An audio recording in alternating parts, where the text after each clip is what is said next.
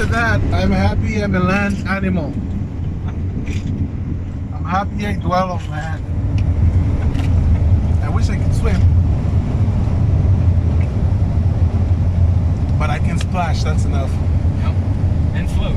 And float with a life jacket and a life vest suit.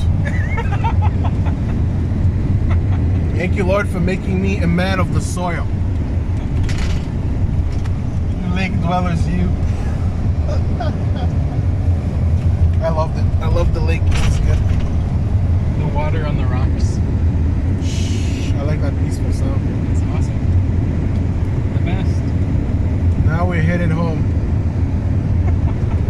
To more trees, guys. Trees. Look at that. And tree. lightning. And lightning, but trees mostly. And road. That's just it. Well, God bless you guys.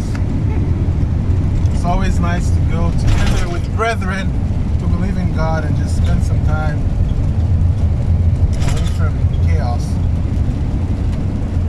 Get recharged. Until next time, I've been Elisha, Muembo, that's Rick, and that's Lauren in the back there. Just looking pretty and all. Yep, beautiful as ever. As ever. Alright, adios.